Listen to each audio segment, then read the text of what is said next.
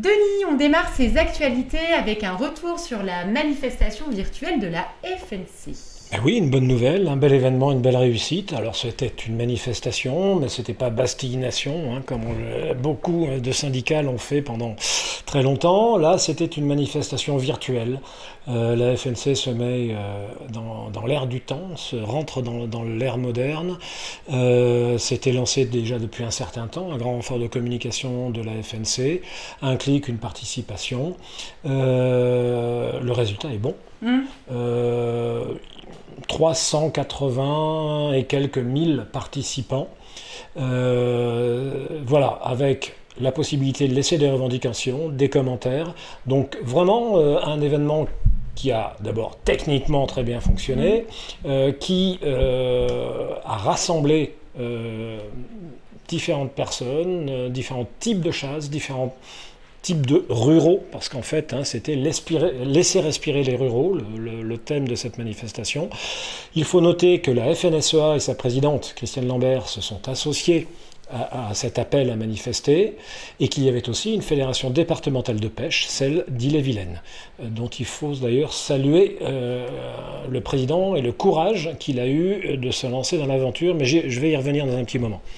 Il faut souhaiter que cette manifestation marque le début d'un mouvement de grande ampleur qui, je l'espère, se concrétisera dans les urnes au régional. Nous sommes le soir du premier tour.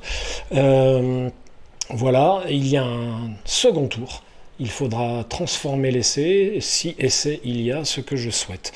Il y avait des interventions aussi, j'ai vu qu'il y avait 15 000 interventions, les gens pouvaient participer. Tout à fait, oui, on pouvait laisser ses revendications, mettre des commentaires, et voilà. J'aime bien cette phrase de Saint-Exupéry, je l'ai beaucoup citée à l'occasion de l'événement, c'est dans Citadelle, un très beau roman de Saint-Exupéry, et il dit « Et ce fut le signal de la révolte, laquelle fut belle comme un incendie ». Eh bien, voilà. Un petit bémol quand même. Il y a 1 080 000 permis de chasse validés en France. Il y a plus d'1 500 000 pêcheurs. Et il y a beaucoup d'agriculteurs. Je crois qu'il reste encore 450 000 agriculteurs en France. Donc je pense que le résultat aurait pu être bien plus important en termes de participation. Il est dommage qu'un certain nombre d'instances dirigeantes, et là, je vais nommément désigner celle de la pêche, les instances nationales de la pêche, qui, je ne sais pas pourquoi. Est-ce que c'est de la frilosité? Est-ce que c'est de l'inconscience? Est-ce que c'est l'espoir qu'en faisant dos rond, on sera épargné? Non. Ils font dos rond depuis des années et ils ne sont pas épargnés. Ils sont clairement dans la ligne de mire et dans le des gens qui nous ont déjà pris comme cible. Ils ne veulent pas, ils ne veulent pas s'en rendre compte, et à mon avis, c'est suicidaire comme attitude. Il faut noter aussi, j'ai cru comprendre que certaines fédérations départementales, et là c'est dommage, vraiment, n'ont pas vraiment relayé le message autant qu'elles auraient pu et dû le faire.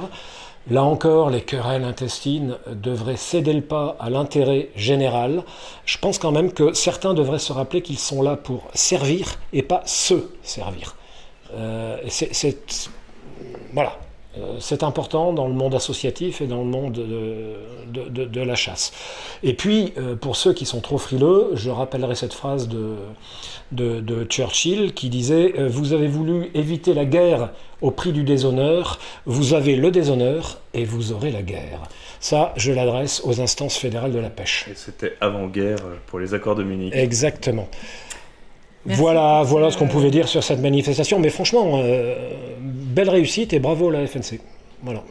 Belle première. Merci pour la petite citation, l'histoire de Nice. Fait toujours du bien d'avoir tes lumières là-dessus.